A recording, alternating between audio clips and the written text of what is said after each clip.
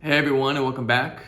The following is a conversation with Jeremy Berkovits, who has been representing the interests of the families that own the American Colony Hotel in Jerusalem. It's one of my favorite hotels in the country, and not just because of its aesthetic beauty. It has this incredible courtyard that I urge anyone to go visit, but also because of its really rich history. Tony Blair, about 10 years ago, rented out, I think, an entire wing of the hotel when he was pursuing a specific peace proposal here. Tony Blair being the former Prime Minister of the UK. This was when during his time in the quartet. And I mean, he joins a list of guests, including people like Winston Churchill, Lawrence of Arabia, Bob Dylan, Giorgio Armani. I think Jeremy in our conversation mentioned Sting and Natalie Portman. I mean, these are the kinds of people that have stayed in this hotel when they come visit Israel. So, you know, the stories that the walls of this place can tell. Now, our conversation was a bit short. I wish I had more time with Jeremy, and I'm sure there's a million more stories he can share that he probably chooses not to for obvious reasons. But I hope you enjoy. And as always, if you haven't, please subscribe to the podcast. There's many more cool conversations to come. And if you enjoy the work also, and if you're already a subscriber, please I don't mind, of course, if you share this with your friends and whoever you talk to. All right, enjoy. So let's get into it. Yeah, whatever you want. Where are you from, Jeremy? I'm from Manchester in England. When did you move to Israel? When I was 26, so that's approximately 82. 80. March 82, actually. What did the country look like then? Well, underdeveloped. What do you mean by that? Like, you give me some flavor. You couldn't buy a car. What? Or if you could buy a car, you waited a long time. And you were given a choice. This is an actual example of my wife wanted to buy a car just before we got married, and we went to the various showrooms. There were no cars to buy at the time. Ford had a car.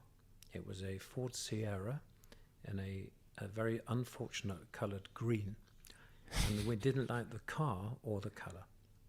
And the guy said, well, that's what we have for the next 3 months. The thing was, her tax exemption as an Ola Hadasha, as a new immigrant yeah. Only lasted for 3 months, because once she married me, she would join my rights, and I already had a car. So if she was going to buy a car without tax, which was a massive saving of 100%, she had to buy the car within 3 months. So that was the only car that you could buy. So we ended up with you had a car. I already had a car, yeah. Okay. Which did you have that Ford piece of shit, or you had something else? No, I had an Opel Ascona, which was fine. Okay. We didn't really want that Ford. And we had to buy it. In other words, there wasn't an option. That was the sort of decision that you had to make. Amazing. And she never had a phone in where she lived. My you mean fiance at the time. A landline? 1982. She didn't have a landline, no. And wow. I had. So it was it was a case of the economics being way behind what I was used to in England. Did you move with your family, or you moved by yourself? I moved by myself, but bits of my family had already come. Some came afterwards, some came before. Okay. There was an incident when I had my car, which I'd bought in Belgium, and then actually drove it over, and I wanted to install air conditioning. And there was no one in Jerusalem who installed air conditioning in cars. There was no such thing. Your car had no air conditioning? No, most cars didn't have air conditioning. In this country? In this country in Oh my 1982. God. So I'm giving you concrete examples. And I drove over to Petah Tikva near Tel Aviv to Alex Air Conditioning. And I said, I'd like to install air conditioning in my Opel Ascona. And they said, where do you live? I said, Jerusalem. They said, well, we're not doing it. You don't need air conditioning in Jerusalem. I said, well, you may think I don't need it. I think I do. I had to argue with them before they agreed to put it in. I was one of the few people who had air conditioning in a car in Jerusalem.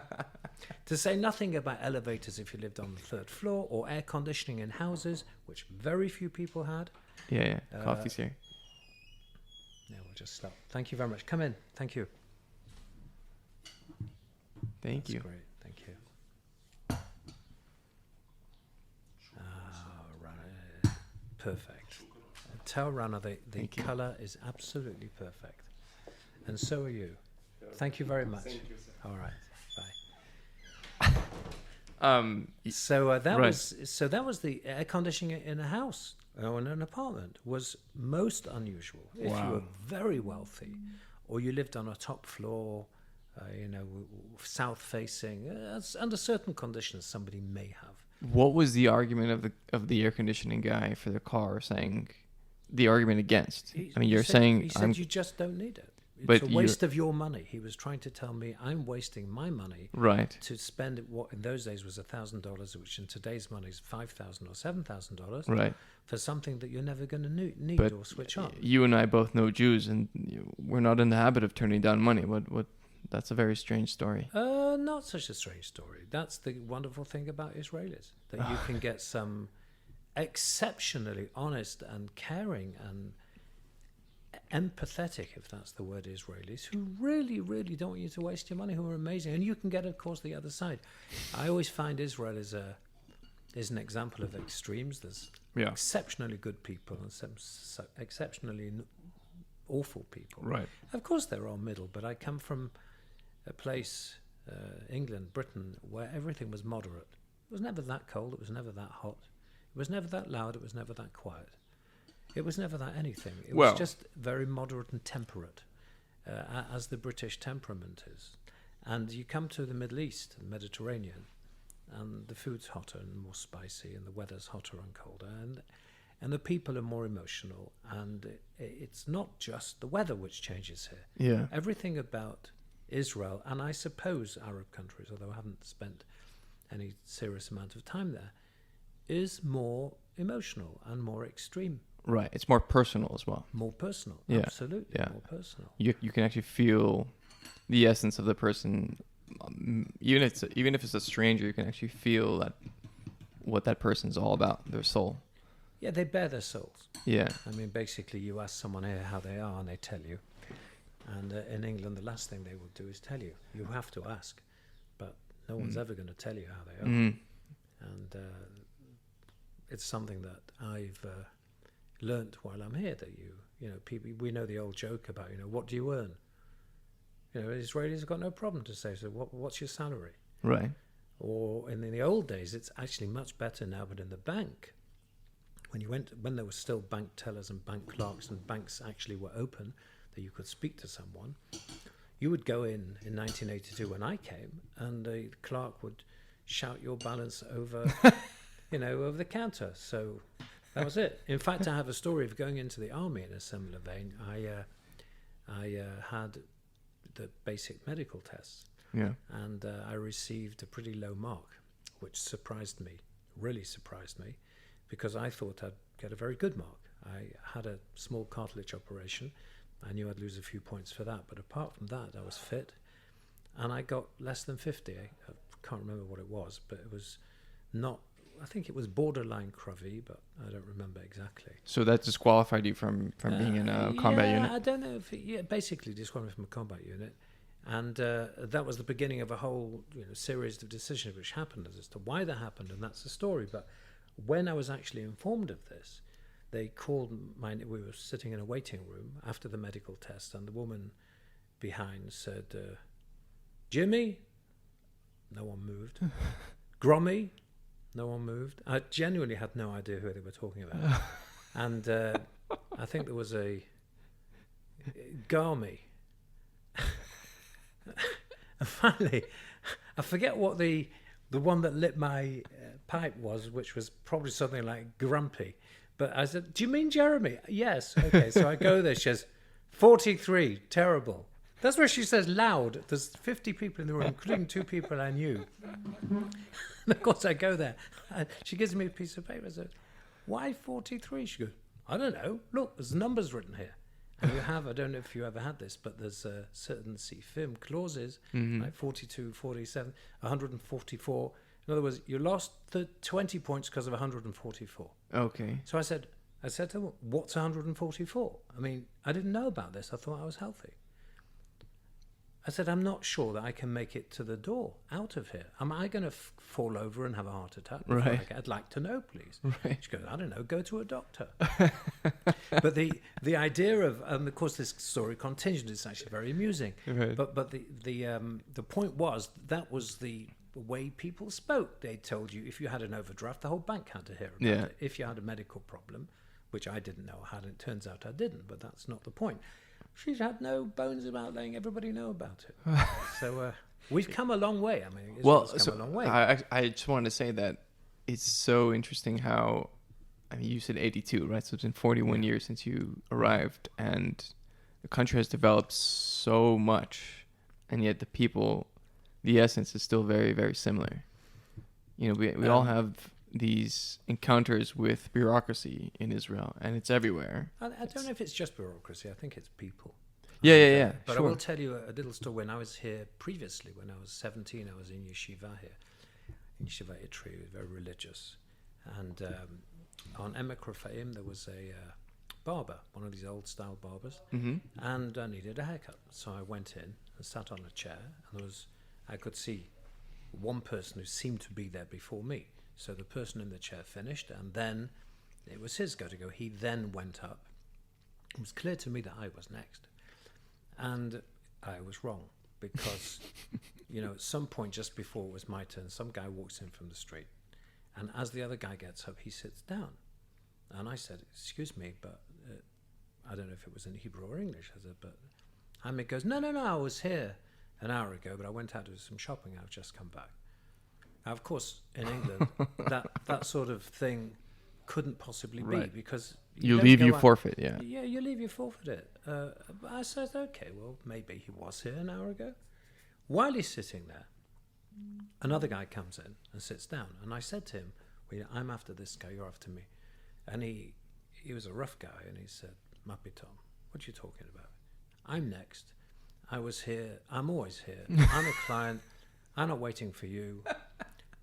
And again, I'm a little kid. I don't speak the language, and I wasn't in a particular hurry, by the way. And your queuing culture is my queuing culture is very different. Very so different. I said, okay, you go next. And eventually, after about an hour there, I had my haircut, and I said to the barber in my faltering Hebrew, which wasn't very good, I said, what is the matter with the people here? I mean, I don't believe... The first person may have been telling the truth, but even if he was telling the truth, so what if he was here an hour ago? The second guy was lying barefacedly. I mean, he had no cue. He had no right to be there. He knew that. He was just exerting his force, and you said, well, what are you going to do about it? Right. And the fella said to me, he said, you should understand, I've been here for two generations. He said, when I came here, the concept of a queue was unknown. He said, now at least they lie about it and make an excuse. They know there's a concept of a queue, but it's not for them, so they lie. He said, perhaps in another 2 generations, they'll actually accept the idea and go with it. Progress. And I was quite touched by that, because I thought, we're just expecting the residents of a country or a place to sort of change just like that. But that doesn't happen. Change happens very slowly as a cultural thing. And he was saying, so now they accept the existence of queues, or as you say, lines, but they find a way around it. He said, but and I think it's very much similar, by the way, with Ashkenazim and Sfaradim here. What do you mean? I mean, there's no doubt there was a very big gap between the Ashkenazim and Sfaradim. Maybe discrimination, maybe educationally wise, maybe money wise, maybe government position wise, like lots of things. Are we perfect? No, we're not. But as the country mixes and there's more mixed marriages of Sfaradim and Ashkenazim together, that whole divide is definitely getting less. And the people who scream that there is still some discrimination, they are probably right. However, that level is so much lower than it was 2 generations ago. And I think in the next generation, or maybe 2, it just won't be there. And maybe the women as well. So I'm volunteer for women's stuff. Just yesterday, my wife she came home from work, and she works in this area with a lot of high-tech companies. She works at a startup. And there's this area where they all go downstairs. It's Sarona Market. It's this sort of... Sure, I know it. Yeah, very fancy, place where you can just, there's a lot of tents, I suppose. and she was standing in line waiting to order her food. I'm retelling her story, so maybe I don't get all the details right, but the essence is the same. So she's standing in line, and there's a guy in crutches standing there, and then his girlfriend comes to essentially use his physical state as a wedge to get to the front of the line. And she says, hang on a second, my wife says, there's a line here. And the other woman, she strikes back saying, don't you have any heart? What's wrong? Essentially, what's wrong with you? Like, don't you see that that my boyfriend here is a paraplegic or something like this? Which is preposterous, right? Like, you can stand in line. It's not a big, you shouldn't weaponize someone's physical handicap to get to the front of a line, right? And then afterwards, she apparently yelled at my wife that, oh, she's an Ashkenazi and she's wielding her thing against us. And so she was playing the victim twice, on her boyfriend's part and on herself. But you're right. Like, this stuff doesn't happen as much as we were told that it used to happen, right? No, and I also think that many of us have got a bee in a bonnet. Do you know what that means? No. Oh, it's an English saying. It means a peckle on your shoulder. But you know what a peckle is in Yiddish? It means you're carrying something. You're carrying something culturally or in a complex of sorts. Right. We all have something that we carry within us. And when I was more involved in the hotel, in the American Colony Hotel, which is who I work for, because you didn't ask me, so I'm just telling you that. We're going to get there. Unprovoked. Going back for 40 years that they've been here, we've always had more or less of Israelis coming at different times. And the hotel's always had this attitude of speaking English only. No Arabic, no Hebrew. Yeah. Because that's the sort of ethos of the hotel, and we're not going to get into all that now. But regularly, over the years, we have out of 6,000, or if I say more, say 10,000 Israeli visitors in a year, including 2,000 or 3,000 who sleep over, and more even, 15,000 who eat here. We have 5 people, at random, who say, they treated me worse because I'm an Israeli. And they give perfect examples why. They say, I heard the waiters talking amongst themselves in Arabic. They were speaking about me. Or I think they were speaking about me. Or the service to my table was slow because I'm an Israeli. Okay. Now, it took me a long time to figure out. At the beginning, I thought, maybe we've got a waiter who really is serving them slow. Right. Maybe there are waiters who are shushing, talking about Israel. And that shouldn't be. But after 40 years and a total change of staff, different staff, many more Israelis, different waiting times because we're now computerized, you realize that 1 out of 1,000 people or 1 out of 200 people has got a preconception before they ever go anywhere. And they think that they're going to be treated worse, discriminated against, whatever it would be. When you go in with that attitude, you will be discriminated in your head because something will always happen. And you will think that happened because of your preconception. So the person in the queue for your wife had already, before she'd met your wife, decided that she was going to be discriminated because he was on a wheeled crutches or because he was fat.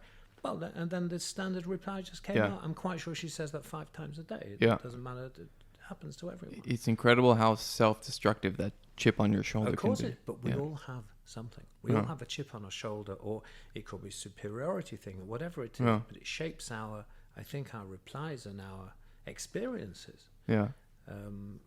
So I actually sort of don't really blame people. I just think to myself, well, this must be ruining your life to go through your life thinking that people are... I mean, I often feel when I drive a motorbike most of the time, and when I'm in a car, it's obvious to me that everybody in front of me has only got one goal that day, one goal. And that goal is to stop me going where I'm going. I think that 19 out of 100 people are driving aimlessly in the road, they're not going anywhere. Because there's no other explanation as to why they would brake in the middle of the road for absolutely no reason. I always think to myself, maybe they know about an earthquake that's about to happen 10 meters in front of them. And I'm thinking, it's probably not going to happen. So if it's not going to happen, the only reason you've stopped is to stop me going where Yeah. I'm going. Of course, we all have these mad thoughts. But even self-parody that doesn't help you remove this No, but I silly laugh view. about. I know that I'm crazy. That's Okay. different. I know that really they're not. It just gives me a nice explanation for it. I would never actually stop them in the car and go, "Excuse me, you know where I'm going, don't you? Tell me which way you're going. I'll go a different way." But I think that a lot of people actually do think that. They do think, Right. yes, they're discriminated because. No, they're not. It's just in your head, mister. Get it out of your head. Oh God. Okay, so we're in the American Colony Hotel, which is this legendary place that has this incredibly rich history, and is self-described as like this oasis, right? We're in East Jerusalem, right? We're on the border. On the border. I don't like to say it's in East Jerusalem. How I think Google Maps, if you look at Google Maps and Bing Maps, Mm-hmm. and I've used this to our advantage for the hotel sometimes, you look at where they drew the borderline. You're aware of the meeting between Moshe Dayan and the Jordanian, whoever he was, Abdallah. Tell me. They drew, when they were drawing the line in 1948, it was a thick line with a felt tip. There's a word for it. I can't think what it is. Okay. And they just sort of drew it where they thought was the most, where the two armies had effectively stopped, and that became no man's land. But it was a very thick felt tip. I'm surprised you don't know this, because you're a journalist. But still, never mind. My son's a tour guide, and I've heard it a few times. But never mind. So on that felt tip, you don't know exactly where no man's land finishes and no man's land started. Now, Google Maps uses the common one, which is that the border was, well, it was actually between road number 1, if you know it. You know road number 1, the big road, and the roundabout where the American colony, just outside the hotel. Okay. All that is no man's land. And the reason that there are now 3 Israeli hotels right opposite the road here, is because that was no man's land. So Israel said, well, it's mine, I'll take it, thank you, it belongs to me.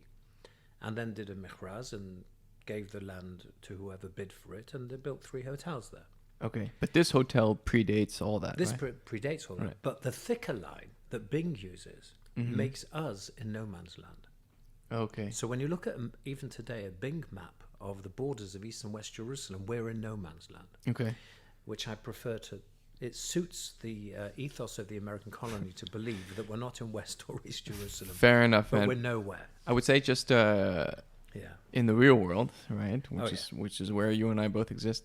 I got off the bus and I was walking my way here, and every time I noticed that it is full of Arabs, right? They are just on the street. You hear only Arabic. Correct.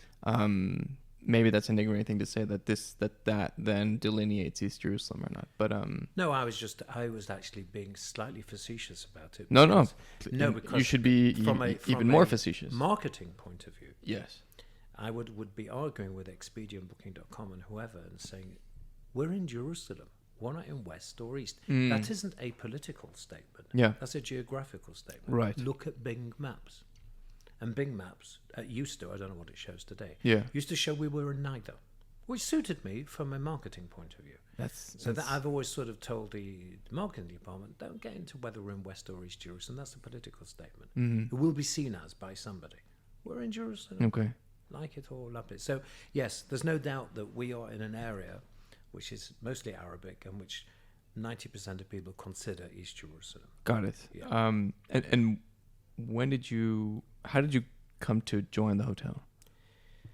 Well, I came on Aliyah. I was a chartered accountant, which is, you would know as a CPA, in Manchester, working for BDO, which was a very nice firm. And my mother had come out on Aliyah to be with my sister, who'd come on Aliyah, and my other sister who'd come on Aliyah. I don't believe you. You don't believe me? You have too much personality to be an accountant. Now I'm a lousy accountant. Okay. That's a good answer, I think.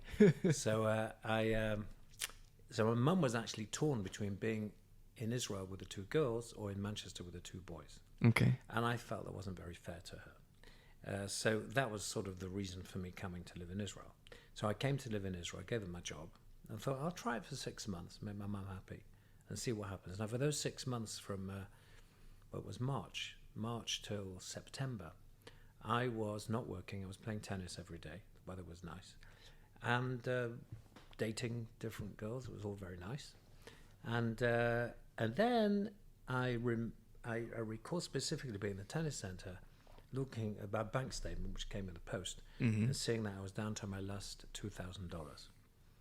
And it sort of hit me like a truck that I have to start and get a job. How old were you? 6 months of 26. Okay. 6 months of doing nothing, having a great time, by the way. Yeah. But, needs must. So, and within, I started looking for jobs. I actually started looking after foreigners' houses. Which is today is a big business, but then it wasn't. People who only came here 3 times a year, somebody needed to go and clean it before they came. Somebody needed to pay the bills. There was no standing orders in those days. You had to go to the post office. And I was actually building a nice little business. And there was this artificial moat between those that lived outside of Israel. Absolutely. Because there were no phones and all that stuff. No hard. internet. You needed someone. I mean, it was very hard to do by remote control. Right. I actually had 4 or 5 clients, rich people, and I was earning very well. Okay. But it was intellectually, singularly unchallenging. It wasn't anything I enjoyed. Okay. And I was playing tennis one day with a guy, and the guy next to me was called Freddie Weisskell, who was a very interesting character. I'm sure he's not alive anymore.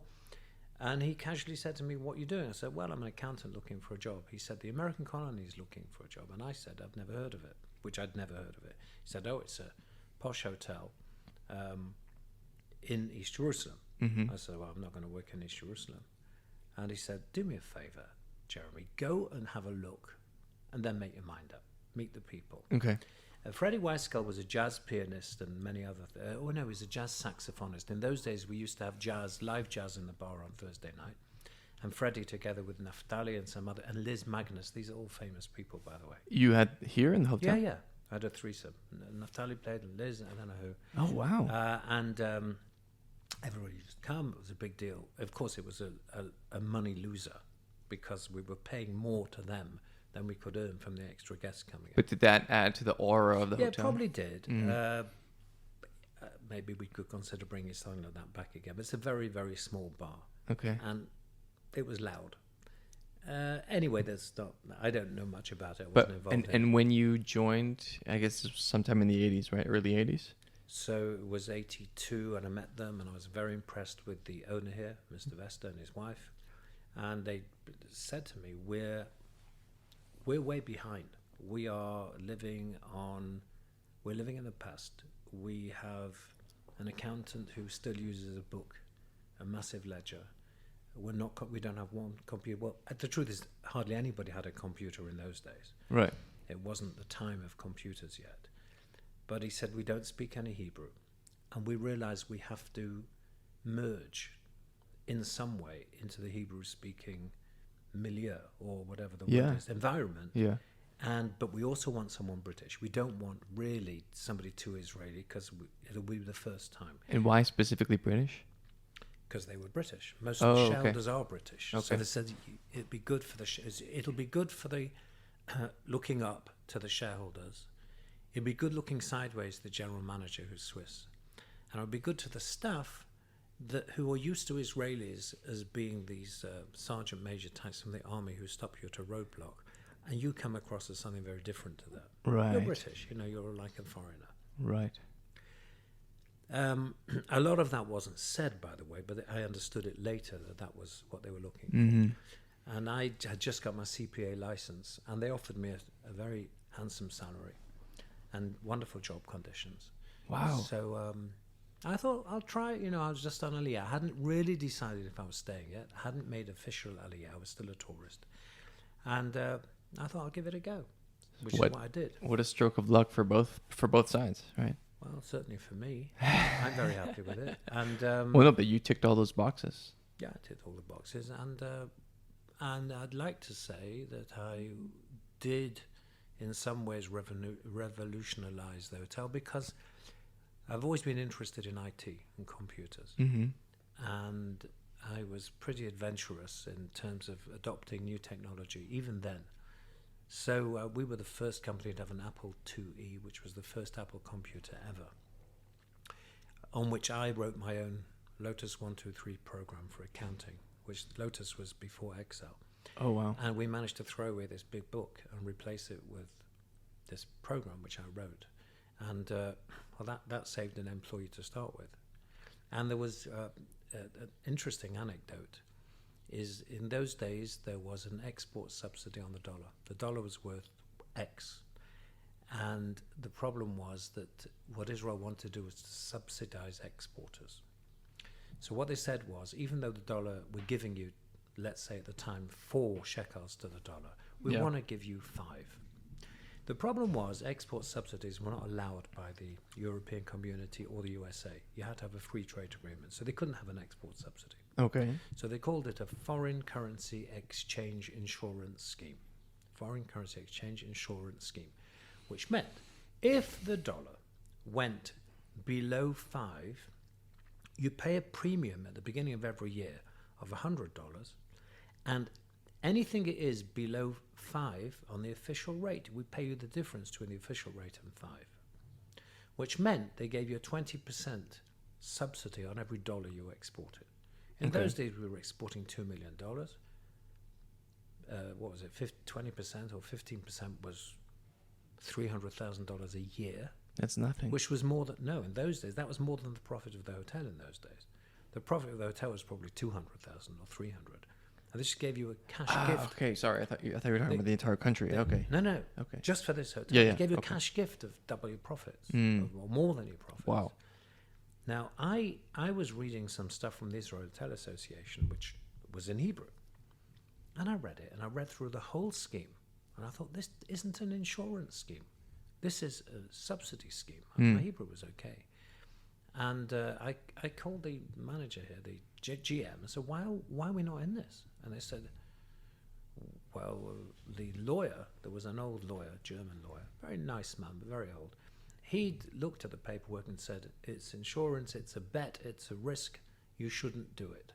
I called the Hotel Association and I said, am I missing something, or is this an export? They said, you're mad. There's every hotel in Israel is doing it. You're missing out on hundreds of thousands of dollars a year. Wow. Just because of not being a member. So that was the 2 months after I was here. We enrolled, we managed to get it back for 2 years. So the first year I was here, I earned more for this hotel by just noticing that. Covered my salary for, I don't know. Incredible, huh? So I was very fortunate in the beginning. So my stock went up dramatically with the hotel, and they said, wow, this guy's here to stay. They, of course, offered me much more money and said, name your conditions, but you've got to stay with us. And that was basically when I stayed here and decided, okay, I'm staying in this country. Because economically, I was now doing better than I would have been doing in England. Really? Oh, yes. Oh, I guess relative to the cost of living here. Right to the cost of living. And yeah, it was a very good salary. Don't forget, in England, I was in the profession. And the accounting profession, unless you're a partner, and that's still true today, you don't earn very well.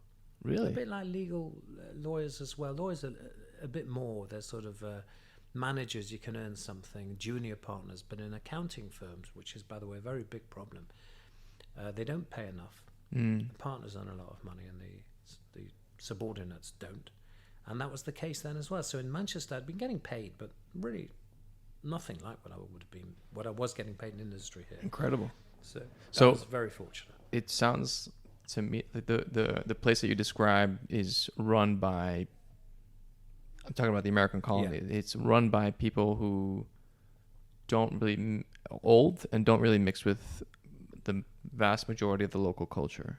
Right, they're missing these obvious opportunities. Well, when you say local culture, I mean, they mix very well with the Arab culture. Yes, sorry. But they were basically divorced and cut off from the Israeli side of the city. But that's where probably the bulk of the economic opportunity lied, right? Absolutely. Okay. Right. So in other words, their service providers were nearly all Arabs. There was some, of course, Israeli. So if, for example, today we have a choice of 15 croissant flavors, I'm just making up something. Yeah. Probably in those days they had a choice of 2 croissant flavors because they were not dealing. And it wasn't anything, by the way, political or anti-Semitic. There was no language possibility. English wasn't that so well spoken in 1982 in Israel. All the paperwork and writing was in Hebrew. They never understood a word. So when they would get, in those days it was snail mail, they get some offers in the mail. They used to send everything to this old lawyer who wouldn't even bother translating what the price of bread was and the different sorts of. They just didn't know. Right. They were cut off, and Right. the air conditioning, the air conditioner they had in those days was a Worthington, which they directly imported from England, because they didn't know the existence of Electra or Tadiran. The switchboard, everything was imported. So I guess my question is, what I'm getting towards is, so you've got these people running the show, but was the American colony, even back then when you joined, did it have this mystique, this aura of, the place where all these high level diplomats and politicians from around the world and even artists came to stay? I think in a different way. It was very much the journalists' hotel. Journalists. And very much the diplomats' hotel. Not so much. I think there was a few reasons why. Number one, the location. Because, as I said, it was located sort of in neutral, no man's land, whatever you want to say. Also, the fact that there was not a lot of Hebrew or Arabic around the hotel gave you a feeling of being in a neutral place. Everything was in English. You go into an Israeli hotel, and in the Arab hotels in those days, everything was in Arabic. So you just felt a little bit more at home here. And did the hotel look more or less? No. This hotel was sorry to say, was totally underdeveloped. Really? Okay. Oh yeah. So it was. Yeah. I mean, the gardens were nothing like they are today. The buildings were in poor shape. Right. The farmhouse had no elevator. What about that courtyard where everyone eats? Well, the courtyard was there, but there was no shade, for example. Oh wow. So you just got very hot. Got it. And so relative to the rest of the country, it looked more or less the same. I mean, here, when you come in here, the first time I came in here, I was like, what is this place? So this is like an island of just beauty. So now the beauty is, I would venture to say, almost everywhere. Almost holistic in terms of the buildings and the gardens and the staff and the uniforms and the lighting and the pictures and who knows what. In those days, you had a beautiful building, a beautiful natural building with arches. But the aluminium, well, it wasn't aluminium, I suppose it was wood, was not in good condition. Some of the window panes were cracked. Oh. There weren't elevators going to everywhere. Okay. The kitchen was something like out of an army camp. Everything about the hotel needed modernizing. Now, they had started a few years earlier, 1980, when they'd taken Swiss management. They took Swiss management in 1980. So they'd had a year or two, but they didn't have a lot of money. It was a very, very slow process. You had to think, well, what do we do first? What do we do next? And it was a 4-star hotel in those days. And to be honest, it was lucky to be a 4-star hotel. Right. Because if I think about the Dam Panorama today, which is a good 4-star hotel in West Jerusalem, we were miles away from that standard. We were well away from the 4-star standards of Israeli hotels in those days. We were at best a 3-star hotel with magnificent buildings. That we always had. Okay. But everything else about the hotel was below par. Funny. And it took, at least 15 years, I'd say, till the mid-90s. I think before you could say we had something to compete with the other hotels. In terms of everything. In terms of the mattresses and the windows and soundproofing the windows, soundproofing the doors, the level of food and beverage, the level of housekeeping, computing, efficiency, language skills, training, gardens, almost any parking lots. It wasn't marked. I mean, it's a simple thing. Funny. The fact that you have white lines to tell you where to. There were no white lines. You parked where you wanted to. And what's interesting is that I think, as far as I can tell, or as far as I know, that Arab culture, that they have this, they're known for their hospitality, right? Oh, we always had that. Right. That was what we had. Yeah. But even, I mean, to the level of the detail, right, of the kinds of, like, for example, I went to Morocco. I mean, I know it's not strictly Arab, but just as emblematic of the region, say, let alone Dubai. But and when I went to Morocco, you have squalid surroundings, slums essentially, and then you go into these riads, right? Yeah. And you come in there, and it's just palatial, and the beds are incredible, and these little things are just hidden all over all the cities that we went to. Yeah. And people there are serving you. I mean, it was incredible. And this was, I guess for tourists, this was average, right? Or this was the mundane. So it's interesting that back then the standards weren't really, as you said, right? They were miles behind the other. Miles behind. I mean, I don't know what it had been like 10 years before I came. It could even have been significantly worse. I don't think that the American colony had a particular name for high quality.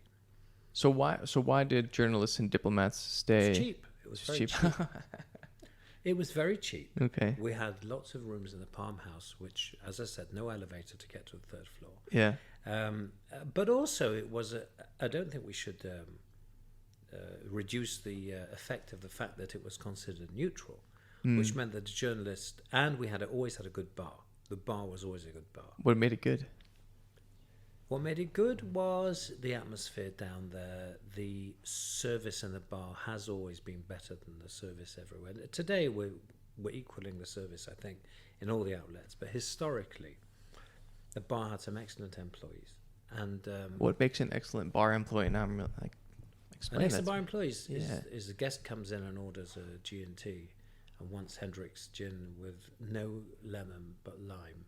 And 3 weeks later comes back and the barman says, "Do you want the same?" Oh. That sort of thing. Whoa. And we still are, by the way, and that's the sort of stuff that we had in those days as well. Is that a result of training? No, it wasn't, because it's something that you pick the right person who can do that.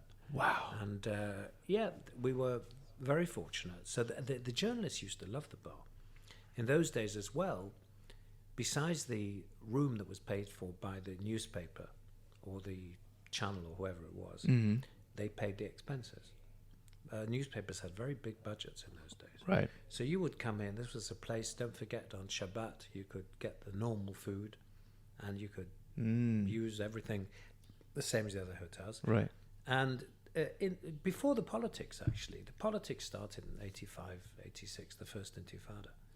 But actually, before then, the Palestinian issue wasn't such a big issue. Right. So it wasn't like you were getting, in the American colony, a Palestinian agenda. You were hearing nothing. Whereas on the Israeli side, presumably, and I don't know, you were probably hearing the Israel side. There was no Palestinian side, particularly before right. then. And then it sort of raised its face. And then, of course, it also became an interesting place because you heard more the Palestinian side, which I suppose they were more interested in, although I don't know. Yeah. And so it was a natural place. But there's no doubt that the money was a big deal. Because the main reason we've lost a large market share of diplomats and journalists in the last 10 years is money. Right. Because there isn't that money in journalism, as you know. Right. And they're not willing to pay it. So if United Nations have got a per diem, which means a daily rate of perhaps $250, well, we don't have a room for $250. We just don't. What's the minimum price for? About $350.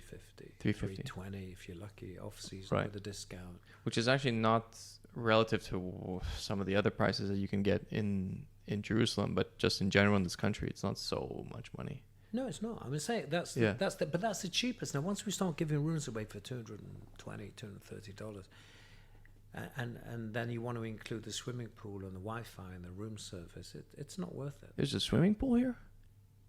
You are joking. No.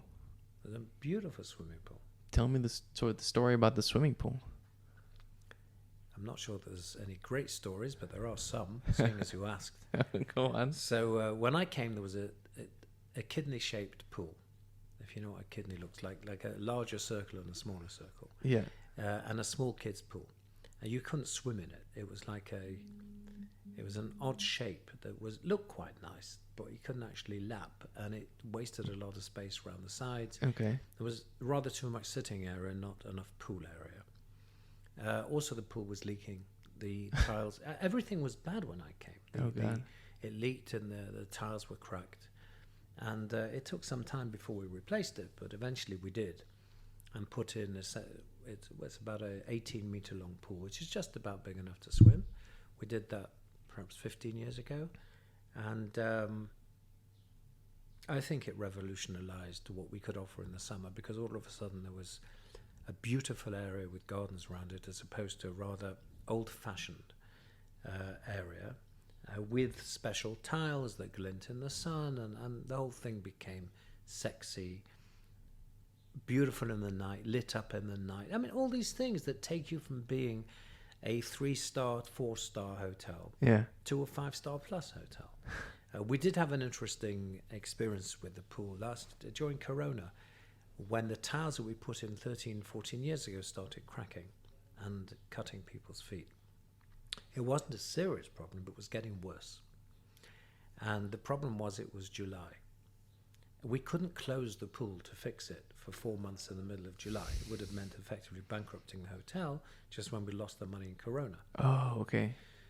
So we had to temporarily put mats down at the bottom of the pool, like bath mats, like rubber stuff, and keep checking that they were covering the cracks, because if any high-profile guest were to cut themselves on that, we would have a serious lawsuit. Right. Because we knew about it. How do you check if the mats are just someone just diving in there? Yeah, well, you can see it's not very deep. Okay. So we would have a check twice a day to realign the mats and put it over the cracks. It was a hair-raising time, because actually Bar Raffaelli came to the hotel, And which was a lovely lady, by the way. And she came on it was either Thursday afternoon or Friday, I don't remember. But I was saying, my wife, as I went home, said to me, have you considered what would happen if something happened to Bar Raffaelli's feet when she was in the pool? she sent her mom to jail, man. She's ruthless. Well, maybe she did, maybe she didn't. I'm not talking about anyone. But she was, it really made me think, and I came flying back to the hotel. I said, put in more mats. I mean, I don't care what they look like at this point. Yeah. But we had to protect ourselves. Yeah. And we had a sign outside saying, be careful. And from the minute we did that, we were okay till October, when we closed the pool and fixed it.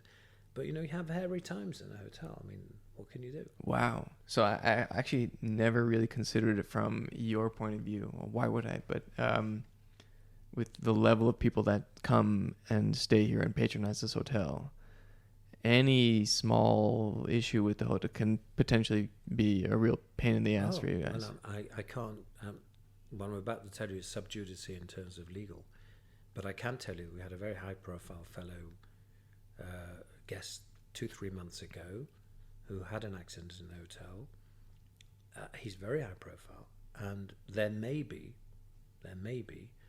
some sort of repercussions from it. And yes, it can happen. And there was no way we could have, in my opinion, prevented it. We'll see what happens with it. But yeah, that is the...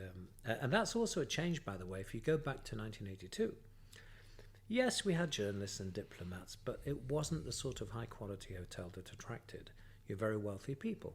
We were nowhere near the King David, or what is today the Waldorf, the Citadel, all those hotels. We were...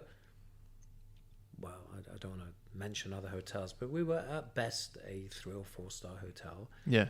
So yes, we got artists, we got a lot of backpackers, a lot of archaeologists, people on low budgets. That was the clientele of the hotel at the time. Yeah. And it's been a very slow but inexorable, if you like, renovation project, which we're still doing and will have to continue to do, to keep upping that standard. One of the questions that the owners asked themselves, and the management company, do we want to just get better and better and better and become so exclusive that the ordinary person can't afford to come here? And that's a discussion that directors have. Some of them would prefer that we didn't invest so much money, not because they don't invest the money, but because they like the place to be accessible to all, so that we should keep some cheaper rooms. But it's very problematic management-wise. If you have some very small and not very nice rooms, and you get very busy, and that's all that's left, and then you get this person who's heard all about the American colony, the famous quality, and they get one of these very average rooms, then they start writing nasty things about you. And I suppose they're right, because it's not what they expected. Right. So on the one hand, you want to keep the hotel open. You can't have a Mercedes for $5,000. It's just not going to work. The technology that goes into it, you can't buy for $5,000. Right. And Mercedes doesn't want to be that brand. They Right. want to be the top brand. So that's an ongoing discussion. Right. And we recently pulled out of Leading Hotels of the World, which is probably the premium brand, and went into something called Small Luxury Hotels, which is also a very, very good brand, but probably just one notch under Leading. And one of the principles behind it was that we're not sure we want to be a Leading hotel. It just makes... It's the sort of hotel where you expect a personal butler, and you expect room service 24/7. Yeah. And you expect a massive menu on the room service thing. And it's all very nice if you can charge $700 a night, but if you're charging $400 a night, you just can't afford it. Yeah. So you have to make that decision. But beyond the just how beautiful the place is. I haven't ever stayed here, so I don't know what the rooms look like. But the courtyard is gorgeous, and just this whole place screams of history and importance, I suppose. And part of the fun or the excitement of coming here is like thinking to yourself, well, I don't know who I'm going to see. Because that is true, right? And the thing is, I never know who I'm going to see because all these sort of foreign European types or God knows who what, I have no idea who these people are, but they all have some fancy title. I think there's a bit of a misconception. If I would take an average day in the American colony. But just sure. for the listener, I mean, tell just a list of 10 people that everyone would know that has stayed here off the top of your head. Bob Dylan. Natalie Portman, Bar Raffaelli, Giorgio Armani. Tony Blair worked out. Tony Blair all the time. Trying to think of people who would know. What's his face? Richard Gere. Graham Greene, if you're familiar with him. Writer, right? Writer, yeah. John le Carré. Artists. Right. So people at the top of the most elite professions in the world. Absolutely, politicians, absolutely. actors. But it's more of the artist sorts than just rich people. In other words, we're not really the hotel if you've just got a lot of money. If you want to be seen, you shouldn't really come to the American Colony. Go to the King David, go to the Waldorf, you'll be seen. People will talk about it in the paper. The King David will put it in their magazine. They're very proud about it, which is fine because that's what they're about. We're not about that.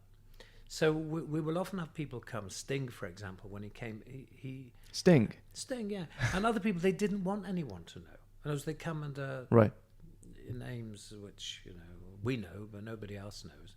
And we try and hide it because that's what they want. They just want to have a stay in a discreet place without people following them, without anybody. And that's the nature of the hotel. How does Sting stay at a hotel, any hotel, and not be recognized? Well, probably he was recognized. Okay. But the point is, he didn't want anyone announcing. Some of the celebrities who stay here specifically don't want. We often get a reservation for someone with a false name, and the agent will say, "Look, we're not telling you who it is. Okay. It's not your business. You'll find out when they come, because that way no one can know who it is." Right. Now, you shouldn't think, by the way, this is a major part of our business, because it isn't. It's a small part of the business. I would say, and that's what I was going to say before about misconception, is that people tend to think that the day-to-day life here is of the guests is in some way glorious or exciting. Yeah. It is. 95% of our guests are anonymous people, not super rich, not super poor, not pilgrims, not geographical trekkers, just people who want to have a holiday. And of course, they all have a particular liking. Some are foodies, and some might be like archaeology, but they're not pure archaeologists. They're not pure foodies.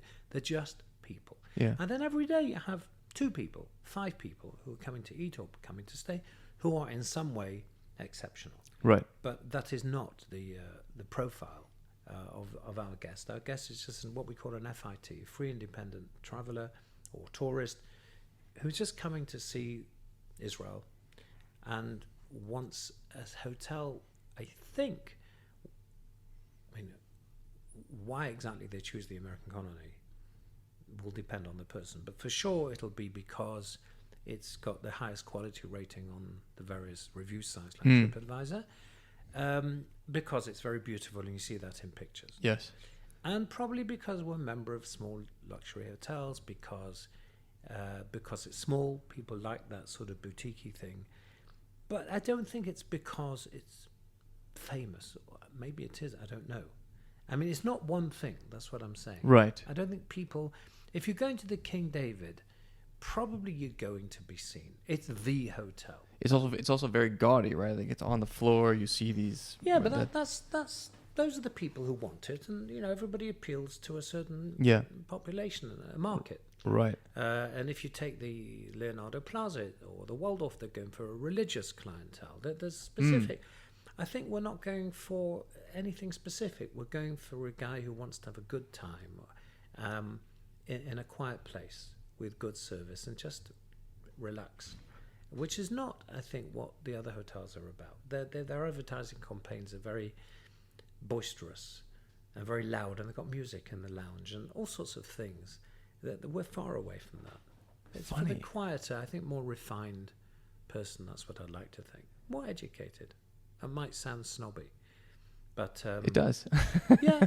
Okay. So maybe it does sound snobby, but no, I'm joking. But but there is something to it. I mean, if I were going to a hotel in I don't know, Vienna, and there was a hotel which was quintessentially Viennese, with the architecture of the building, with perhaps the music coming out of it, with the staff being local Viennese people, not imports from Croatia or wherever people get from. And I could feel that by staying there, I was sort of imbibing the local culture. That's another thing that we do very well. We don't have to try that hard. I mean, it's what we are. The buildings are originally Jerusalem. The gardens have only got local plants in them, as I think I told you, or maybe I didn't, but we only plant what was indigenous to the Middle East 100 years ago. We don't plant anything else. Well, the thing is, there's also a word that I think is authentic. There's something authentic about the American colony, and that's an argument I have with the chairman, actually, because I think we can get away with almost Disneyfying authentic stuff. What does that mean? I mean, it wouldn't worry me to have the smells of East Jerusalem, the spices, rather than lavender, which is sort of British and international. No, we could have I don't know what a local za'atar. We could, and the menus could be much more Arabic, and the waiters' uniforms could be more Jerusalem style. Because I think that when certain hotels nearby have got, for example, a 1,000-year olive tree, which I know is nothing like 1,000 years and was never there, because I remember the land before the hotel was built. There was no olive tree there. Wow. And there's a sign there saying, this olive tree has been here since the days of Abraham, blah, blah, blah. And I know that it wasn't there 10, 20 years ago, but okay, that's their theme. And I'm saying we can afford to get away with that because we're genuine. We're the real thing. Right. So we can make a bigger stink about it if we want and get away with it, because without lying. But the owners are very conservative and they say, leave it. We have a grave here, a Christian grave in the car park. One grave? One grave. Whose? So no one knows who. Okay. I would mark it very prominently and say, this is a Christian grave. It could possibly be, well, it could possibly be anyone, but I might put up 2 or 3 possibilities. Jesus. Let's say. Okay. Because it's perfectly possible. You might be flooded with tourists afterwards. Well, I don't think I'd say Jesus, but perhaps one of the apostles. But I'm not saying it isn't. I'm also not saying it isn't. But if it was an Israeli hotel, you could be quite sure they'd have a big sign there with a light at night and a Zarkur going, look at what we've got. And we just say, well, we don't know who it is, so we better not say anything. Okay, that's the way the American colony is. And, that's the beauty about this place, that everything's very low-key. You like telling the truth? Yes, okay. That's the authentic. Not bad. So when we say we use some herbs from the East House garden to cook in, we really do. Yeah. Doesn't mean all the herbs are, but we really do. Yeah. And so there's other hotels, where you hear that all the vegetables and the fruit is grown in-house. Well, don't believe that, because there's no way you can serve fruit and vegetables to all your guests from in-house, unless you had massive fields somewhere. But they'll tell you that. So you're eating it, and you'll probably say to your "Oh, you can taste this is organic lettuce," except it isn't. So I wouldn't lie, but I just say, well, what we do, I think we should push a little bit harder. I'm more the. I also like the insistence on being somewhat neutral in the politics that goes on here. I mean, I think you told me that story about was it Ehud Olmert, that you had an event and he was the mayor of Jerusalem, and you had a Palestinian counterpart to come to the event, right? So you had to have a representative of both the Israelis and the Palestinians at any event that goes on. We still try and do that as much as we can. It doesn't always work, but that's not our choice. Right. Our choice is to never be seen to be on one side of any politics, religion, any controversy. We just want to be out of it. In fact, they were called the overcomers. When the American colony originally came here in 1880, they made a point of being different. They weren't trying to be on the Arab side, the Jewish side, the Turkish side, the British side, the Jordanian side. They were just the Americans. Look at the name of it. The American colony. Mm-hmm. It's a colony. It's an enclave within a foreign country, whichever country that is, which is something else. And I think that's what we try still very hard. That's why, as I think I told you, we have a Swiss manager. Switzerland is seen to be neutral. It doesn't get involved in wars. I'm not discussing the goodness or badness of Switzerland, the Second World War, or the Iranian thing now, and lots of other things that Switzerland may or may not do. But certainly it tries to be above it. It tries to say, look, we're Swiss. We don't get involved in this. Right. So we have a Swiss manager. In other words, Swiss manager, American, British owners, Swedish owners, nothing to do with the locals. Well, I love a story, by the way, of Mrs. Vester, who was like my grandmother in a way. She was the wife of the person who employed me. A most delightful and special woman with a wonderful sense of humor. She was interviewed once by a journalist here at the time of Israeli elections. And he said to her, so tell me, in the time of these elections, who do you think you would vote for? And she said, well, obviously the Labour Party. I've been Labour all my life. But she meant Labour in the UK. In other words, her mindset was not about, I don't care about these elections, nothing to do with me. It doesn't matter to me if it's right-wing, left-wing, or Chinese government here. Right. What, in my mindset, when you ask me who I'm voting for, I'm British. And I think that's very much the neutrality that you mentioned is, it's a very important part of who we are. And we're encouraged all the time to try and make sure that continues. Well, it's also what I like about it. What I really like about it is that, on the point of authenticity, is that people that live in this country don't spend their time thinking about the conflict all day, every day. It obviously it flares up. It's there, but it resembles normal life here. Well, you were talking about Ehud Olmert. I mean, and I told you that's what he said when he spoke at this event. It was when we accepted into either Leading Hotels of the World or Relais Chateau. I don't remember, but when he was mayor, and he started his speech by saying, when I come into the American Colony Hotel, I leave my politics and my views and opinions about anything and everything outside on the road, and I come into a place of tranquility and neutrality with no opinions. And it was such a wonderful thing to say. And you talk about an oasis. So it's not just an oasis, if you like. I started talking about geographically, it's sort of nowhere, but also from a family point of view, it's not owned by a chain, it's owned by the family. It's not owned by a religion. It's they were Christians, but today the owners are Christian in name, but they're not sort of faithful like the old guys were. They're not waiting for Jesus to come anymore. So it's sort of out of the ordinary in almost any field that you look at. It doesn't belong to any culture or belong to any geography or any religion, or that's what I think makes it very neutral. So who are the people that own the hotel? So the hotel, the people that own it are all the descendants of the founders from Sweden and America who came here in 1880. And these are how many families? Well, then there were basically two American families. Oh, actually one, the Spaffords, which then married into somebody called the Vesters and the Whitings, but it all started as one family, the Spaffords. But then there was a Swedish village, a load of Swedish people who came from the village of Norse, N-A-S. They were two or three families, Larssons, Mattsons and whatever. And today all the owners are descendants of either one of the three Swedish families or the one American family. However, they live something like 10% in America, 60% UK, 20% Sweden. Already up to 100, but there's one guy in France and one guy in Australia, who are also descendants. And none of them live here. None of them live here. No. It's funny.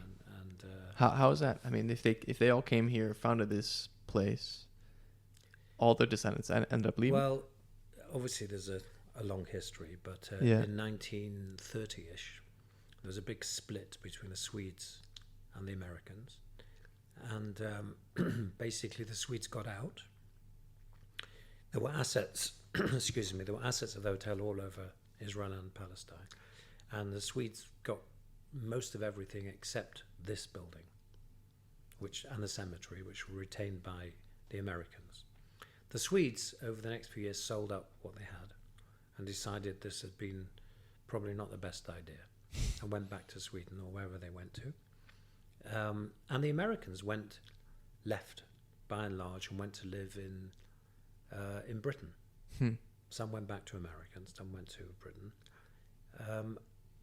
And then between 1935 and 1967, roughly speaking, you could say this was just a backwater.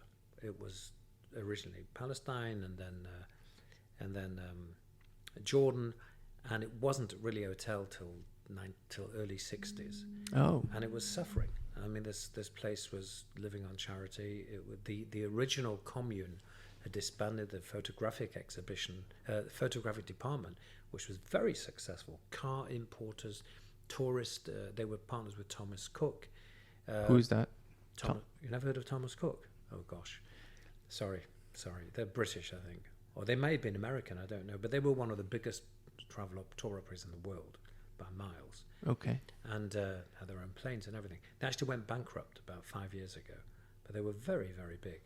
We were their representatives. As I said, we imported cars and farming and all sorts of stuff. Lace making, you can see opposite me, there's lace there. Yeah. All sorts of stuff that they did. And schools, teaching, music, oh gosh, painting.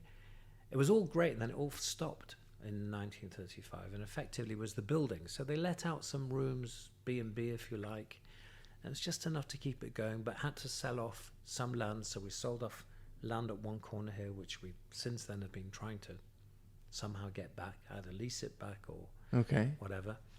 And then in around 1970, this Horatio Vesta, who was the grandson of the founder, he came back to save the hotel effectively, because the assets were being sold. The land was being sold. The hotel was going nowhere. Wow. In 67, they'd been in the middle of an expansion, which is actually where we're sitting here, under the Jordanian. They started in 65. Then the war came, and then the contractor couldn't finish, and the thing was sitting here sort of half finished. And he finished it off and realized at a later stage he needed professional management. But from 1970 to 1980, tourists started to come back to Israel after 67. Right. And it started, then there was actually some positive cash flow. So he turned it round. But he had come from England. His children lived in England. All his brothers and sisters lived in England. So, and there were 6 of them, I think. They'd all gone back there. So there was no one to stay here. So Horatio, who was this old guy, was 80 when he employed me, or 82, and his wife, who was a couple of years younger, they employed me in 1982, so you can work it out. She was maybe 78. I don't know exactly how old. Wow. And that was it. There was no one here. So no, there was no owners here. But Mrs. Vester, that's Horatio's wife, she lived here from 1970 till she died in 2006. She was very old. She was 97 when she died. Okay. So she was the owner's rep, if you like, when she was here. But she knew about gardens. A very intelligent woman. She didn't know much about business. She didn't know much about money. She certainly knew nothing about running a hotel. I mean, she didn't pretend to. Mm-hmm. It was a bit on remote control. They were relying on the Swiss management, and that's why they got in the Swiss consulting company with Swiss managers, because they realized that they couldn't do it by themselves anymore. It's incredible how this hotel bears very little resemblance to the intentions of the people that founded this place 140 years ago. That is amazing. And there's a lovely quote which Valentine Vester used to use, which is that the American colony founders came here to do good and ended up doing well. It's a very nice quote. But having said that, I don't think it's absolutely true, because I think that they still intend to do good. Sure. No, for sure. I mean, I can tell you so many stories about, even in Corona recently, when other hotels were putting people on furlough, what's it called, unemployment. And everything. Yeah. So we had 25 West Bankers who were not being paid by the Palestinian Authority. And the question was, in one of the first Zooms I had in March or April, what are we going to do with the West Bankers? And to me, the question was, I didn't quite understand the question. What are we going to do with them? What are we going to do? Pay them every month for the next year, 10 years, until we go bankrupt? It wasn't two people. And I said, they said, we have responsibility. They're our employees. We have to pay them. I said, okay, but if we pay them, we're burning money at the moment to X, I don't know how much it was, $30,000-$40,000 a month. So we've got 10 months or 12 months to survive. We didn't know about government grants in those days. They hadn't announced them. Mm-hmm. But if we start paying these wages as well, we won't last 10 months. We'll last 6 months. Mm-hmm. And then you'll be bust. You want to pay them? Let's have another Zoom meeting in 2 weeks, Jeremy. Do the calculation as to when we'll go bankrupt if we pay them, when we don't. Wow. As much as you can. And the instruction I got back was that you pay them 70% of their wage for as long as you can. Find any job you can do. Let them do the gardens, let them do some maintenance work. I said, you do realize that you are accelerating the end. You must remember that the mindset at the beginning of Corona, there was no vaccine. Right. And there was a closure. And you didn't know when tourists would be allowed in the country again. Right. It made a massive difference if you could keep going for a year or for 8 months. Right. That's the difference between going bankrupt and keeping going. Right. But for them, it wasn't even a question. You have to look after your employees. So when people say, Val used to say they came to do well. No, they didn't. They're still here to do good. I have many more examples. That's incredible. Of how we've looked after our employees. I can tell you that I unfortunately had the difficult task of firing 45 people during those first few months of Corona. I had one employee out of the 45, one, who said, I'm upset, I'm annoyed, I don't know why me, all this business. 44 said, it's been an honor to work here. Wow. I understand why you're doing it. Wow. I have no resentment. Please remember me and try and find me when you can. And I love this place. How many places of work around the world, or employers, can sack 40 people and have that sort of... I used to come out of each meeting crying because I thought I'd be the nasty one. I wasn't. I mean, it was. They humbled me. Yeah. Because I thought that the way they took it, but there's a reason that happens. That's incredible. That's because the owners here, we have an ethos, and I fit that ethos, I think, of doing good, not doing well. I mean, you were here just 5 minutes ago. A guy called me. I told you. Yeah. He wants a 9,000 shekel loan. You think other hotels give a 9,000 shekel loan to an employee? Right. Because his son's getting married. You think they'd even consider it? Right. So go to Miftachim, go to the bank, go to someone. We will consider it. If he's a good employee, we'll say, okay, you know what? We'll give you 7,000 because it's for sure. Yeah. This is the local mentality. If you Ask for 9, you don't expect to get 9. So we could piss around going, I'll give you 1, and he'll go 8, and I go 2, and I go 10. But you can cut through the crap and say, we'll give you 6. And then he will say, I want to pay it at 500 shekels a month for the next 10 years. And you'll go, no. It's 1,000 shekels a month, 6 months. Yeah. Now, what's the cost to us? We're sitting on plenty of money in the bank. So there is a cost because the next guy might come and ask. So you've got to take each case and say, is this a good employee? Do we want to help him? And not because of just the money. Think about how hard it is for an Arab who doesn't speak Hebrew to go to a bank who probably only speaks Hebrew, fill in a load of forms, then pay the interest, which maybe he thinks he's not allowed because he's a religious Muslim, or maybe he's using that as an excuse. But there's a whole, I mean, even you and me, we know what it's like to do that, how many forms you don't understand what you're doing. Right. And as opposed to that, you can just do someone a favor. So we have a float in this hotel of X 100,000 shekel that we're allowed to lend to employees. Wow. It mustn't go over that. We don't charge them interest, and they have to all pay it back. Well, what's interest these days anyway? Now it's 5%. Now it's higher. If you go back the last 20 years, it wasn't significant. Okay. And what would we do with that money? We'd leave it in the bank anyway.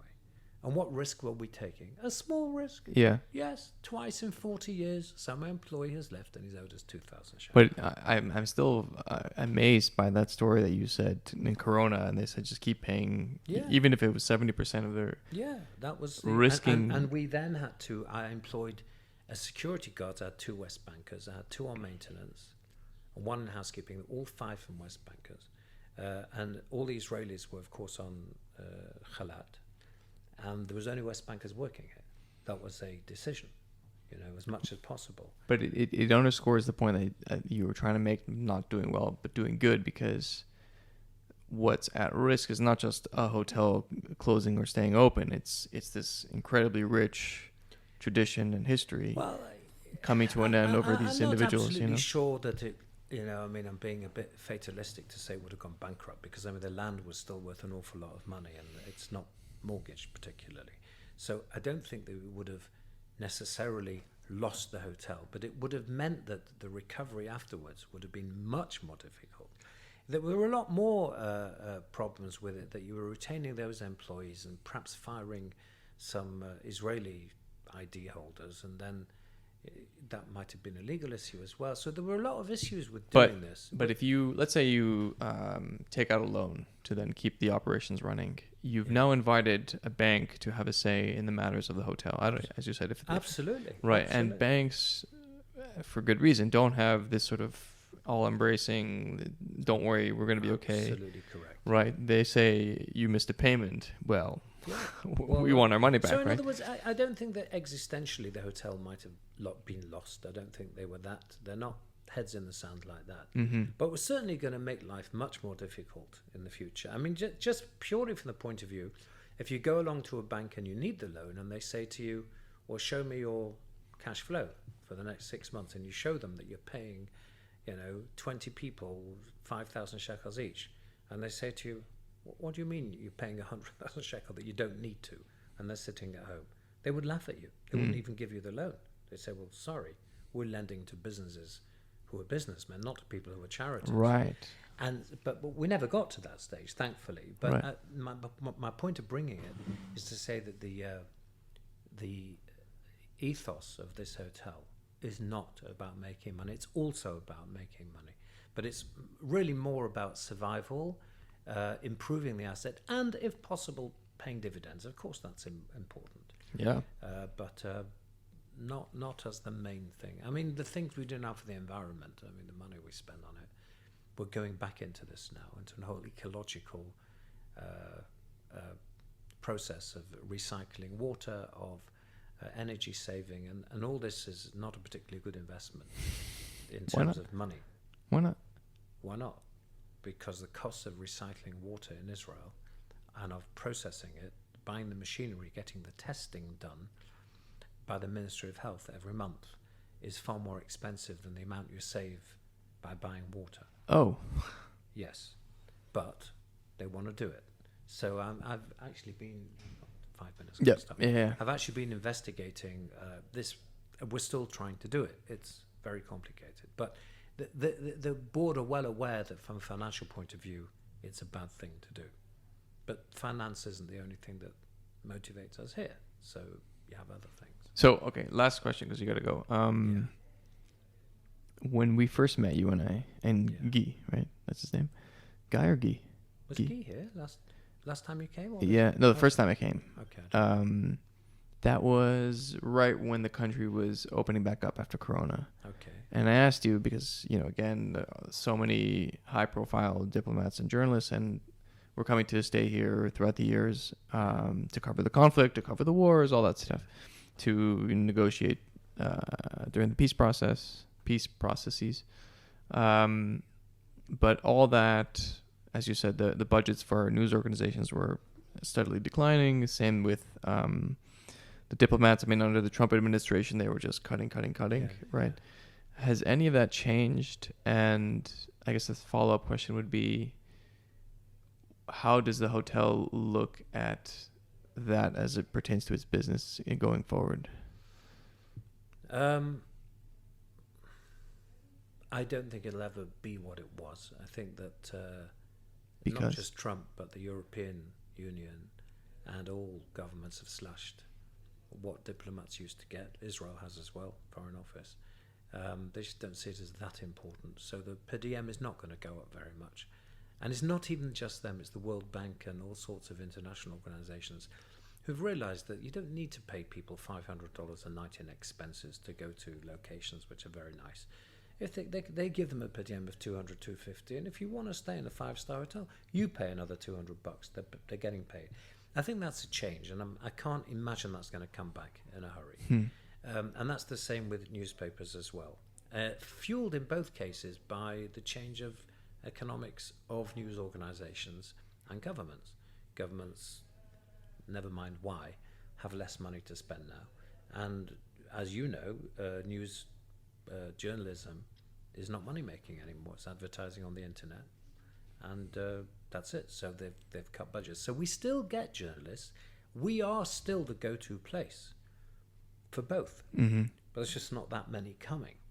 Right. Which means that a journalist today, let's say you're interviewing me now with a video camera, with a recording thing, and presumably you may edit this or not edit this, and that's it. It's one person.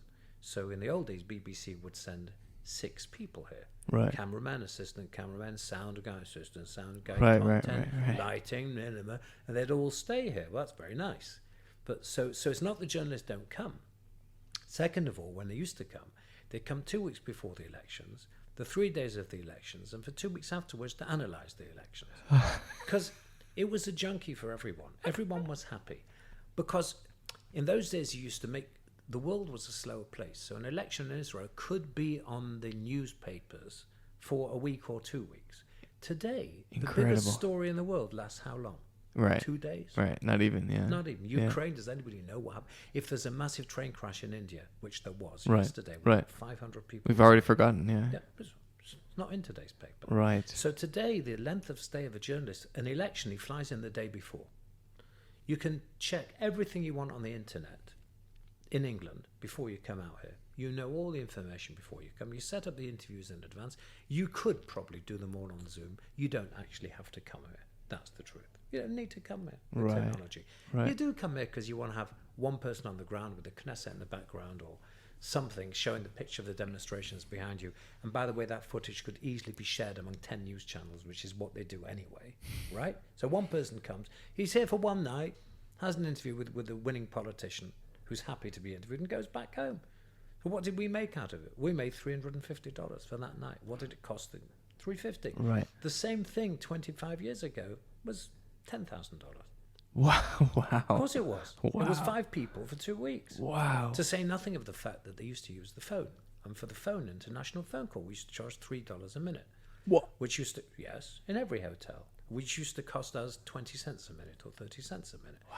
Imagine a guy filing his report on the phone, and he's talking and talking and talking. And he's not just talking when he's doing the reporting, he's talking to his news editor, Sure. to the man, what do you think of the picture? I don't like it. Can you change it? Right. The phone bill alone of a journalist would have been $1,000 in those days. Incredible. Easily. Incredible. But that's not coming back. So in terms of what we're doing for the future, yes, we still want those markets. The markets have shrunk dramatically. Sure. The market that is available still comes. It's a very small one. We used to spend a fortune on. We had the first Reuters machine, the first CNN dish, the first internet. We were almost the first, all because fueled by the journalist income. But today, when somebody asks me, journalists want, for the sake of argument, upload of Wi-Fi of 1,000 MPS or whatever it is, I go, no, it's not worth it. Who's going to come? I'm not come. I'm not going to spend $1,000 a month to get a DSL instead of an ADSL or what the other thing is, there's a fiber, just because one journalist might come every 3 months and might want that. If you really want it, I'll get it in for that day. It's incredible. It's really... So it's totally changed. The business has changed. Yeah. And there's no archaeologists because they can't afford it. And so, the marketing has changed. And so we're building the hotel differently so that the swimming pool is bigger because there's more leisure. So you need to... It's not just jump in the pool and get out. It's 2-3 days of tourists staying there. A journalist would be out all day, wouldn't use the pool, so who cares? But these guests are staying in all day. Yeah. So the car park needs to be bigger. All these changes. This is seriously the last question. So when you advertise for a guest, the ideal guest is someone that's into something low-key, high quality, interested in the history or not so much? Also attracted by it? Yeah, I think if you say the ideal guest, I mean... when you advertise. I would be horrible to say anybody who pays the bill is the ideal guest, but I think that wouldn't be what you're looking for.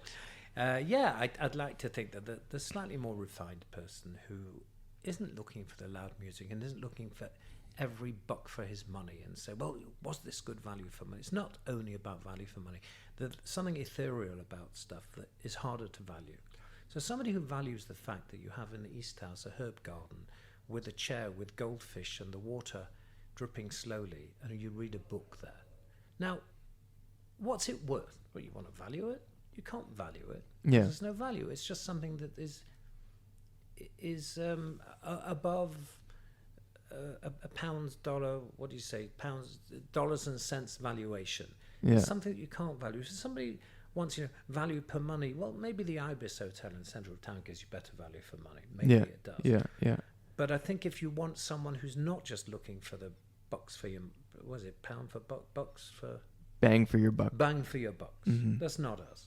I think it's someone who's a bit more discerning, somebody, as you said, who may appreciate the gardens, may appreciate the architecture, may appreciate the history, may appreciate the neutrality, and he'll have a really good time here. I love that at the bar when someone remembers the drink that you had 3 weeks prior. Yeah, I mean that's a feeling of I belong here, or this is a sort of... it's a feeling of we value you. Yeah, exactly. In other words, you are a friend. You're not just a number. You're not just a resource. Right. I had actually a phone call with someone recently about a particular brand, not in Israel, whether they should align together.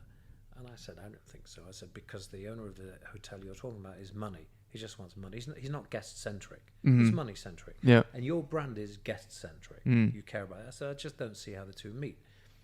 There will be some points where you can agree because you both want to make some money. But in the long term, I don't see it working. Right. We are very guest-centric and we're very neutral-centric. So, that's my answer. Let's end on that. Okay. Thanks, Jeremy. My pleasure. I got to run.